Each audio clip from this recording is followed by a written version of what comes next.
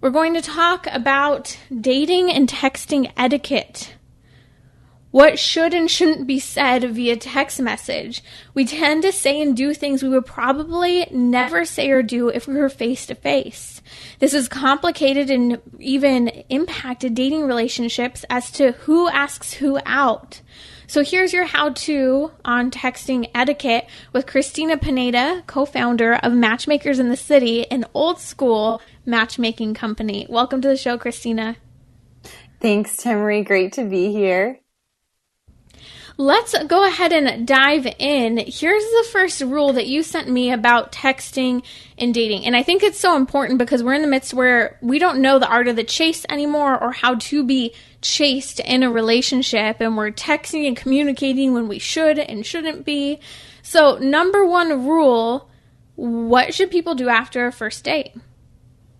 Yeah, so this one is pretty controversial. And we ask the question is, should a woman reach out after the first date or reach out first in general?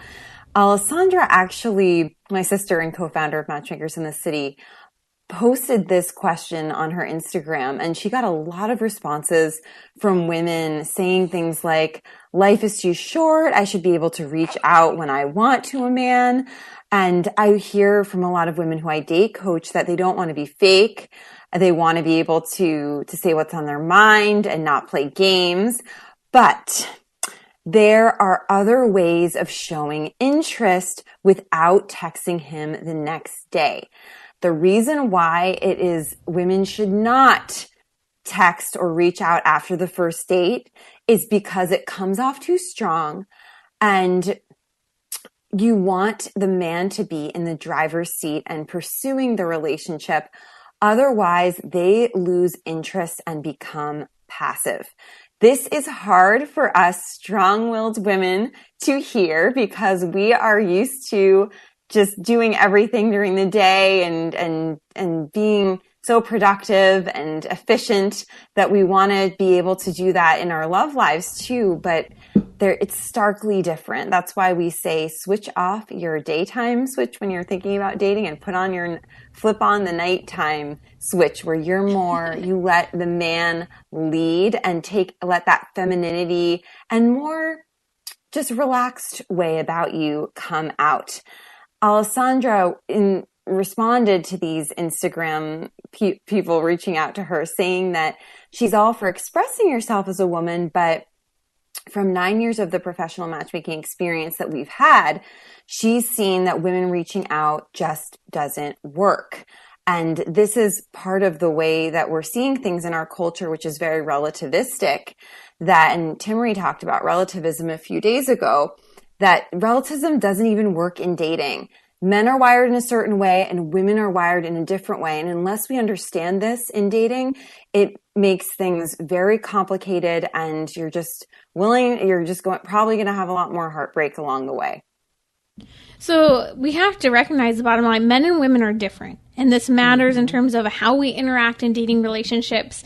It sounds to me so often that you're having to provide those distinctions in your date coaching and matchmaking work. So what are men and women to do, and how do you show interest without texting the guy the next day? Right. And this is where the foolproof way of women getting a second date without texting him the next day comes into play. And that's why it's not women being totally passive, but it's channeling your energy into a different place so you're not pursuing him. And the best way to do that is to wait until the end of the date, let him walk you to your car or whatever, however it ends, let him say what he wants to say, and then say these. We have a 3-tier way of doing this. So you want to first thank him so much for the date. It was so much fun. So you want to make sure you establish that you appreciate him, and men appreciation is huge for them. So thank you so much. Tell him that you had a great time. Even if it was lukewarm or boring, just practice, ladies, because as I said, I say this over and over again. Unless you're repulsed, you want to go on a second date. because a lot of times men's personality doesn't come out on the first date. Right. And then give them a chance, ladies. Give them a chance. Yes. And we so easily will swipe over someone because we think that they should be perfect and we think they should be so charismatic, but the really good guys are the ones who may not be perfect on a first date. And that's actually a good sign. So you want to appreciate, thank you so much. I had a great time.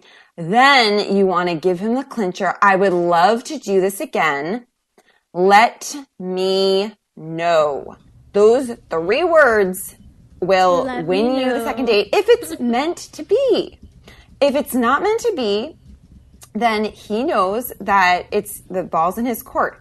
I do tell women to sometimes you want to be a little more straightforward because men can be simple and dense. I love men. I don't mean to be a criticism, but they're very straightforward generally. And you might want to explain to them that you're more old school, more old fashioned, more traditional, enter whatever word you want to use here, that you like the man to reach out first. You're not going to be texting him, but if he wants to see you again, you'd love to, and for him to just let you know. So I would encourage any woman who wants to spell it out, be as explicit as possible. But those phrases at the end of the date are so important because you firmly place the ball in his court. And he knows if he's interested in you, he needs to reach out. There's no gray area there. Right. If he's not sure, then you have to deal with the drama of, oh, should I text him the next day? What should I do? And there's a lot more. That is a whole separate topic to dive into. But if you say what I just told you in your own words, getting across the themes for each of those phrases, you're going to be golden. And if it's in God's plan, you will get a second date. Okay, so just to repeat, ladies, this is your foolproof way of getting a second date. Thank him for the date. So you're giving some affirmation to the time spent together.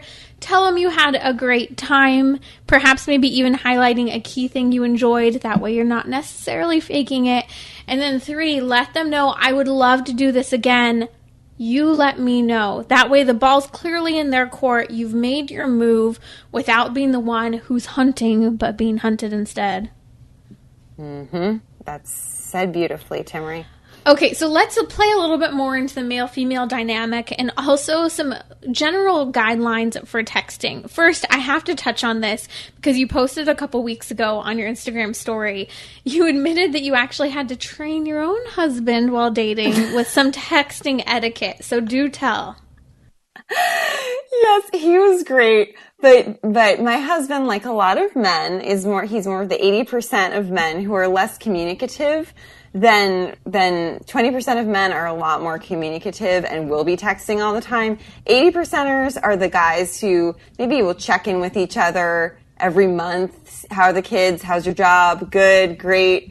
That's more of Dan's relationship with his friends. So with texting, he wasn't a big texter. And I was used to a lot of men who would be love bombing me with texting in the beginning. And I needed to get used to that. And he even told me he was bad at texting, but this was after a few dates. And I was thinking, okay, this man is not interested in me. So that is something for men especially to know. And it wasn't the problem. He was really interested, but he just wasn't, he thought, okay, we set a date. He's a very reliable person, and when he makes a plan, he doesn't change it.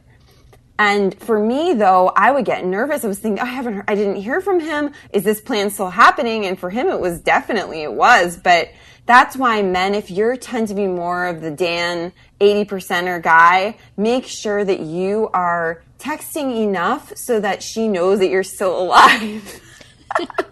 See, I think the role was reversed between my husband and I. When he was, pursuing me, he kept texting me, and I just kept ignoring him. And even to this day, my sister, I think, recently saw my phone, and she was, trying to text something to my husband. She's like, you don't text your husband. He makes fun of me all the time. He's like, you sound mean when you text, because it's, simple, blunt, almost, not even small talk. Let's just get through it. That is funny. That definitely roles a reverse with us. That's great. Okay, these should be simple answers, but I think we can always use a reminder. Should men ask women out via text, phone call, or in person? Yes, I think you should start planning the second date on the first date as a man, so you can gauge her reactions too and start listening to what she says and do a little treasure hunt so you'll know what a fun second date would be for her. I think that you can drop the hint then, and then you can say, then I always say for men, ask her to text you when she gets home to make sure she arrived safely. She might that's forget. A good one. Oh, it's so nice. I know. Oh yeah, it's so good. But sometimes women forget. I forgot a bunch of times when I was dating Dan. So don't take that personally. The next day, send her a text. Or is a sign that it's a no. Oh yeah, right. But I don't want them to get too caught up with that because we get busy. We go home and we have to walk our dogs and all of that. So don't take it too personally. But definitely the next day, reach out via text saying you had a great time. It was so nice to meet you. I'll give you a call sometime this week to plan a second date. Then she doesn't know when you're going to call, so she gets a little excited and nervous. Call on a Tuesday, Wednesday latest. Then you're golden. That's the best way that I've seen, because then she's not freaked out by you calling her immediately after having your date.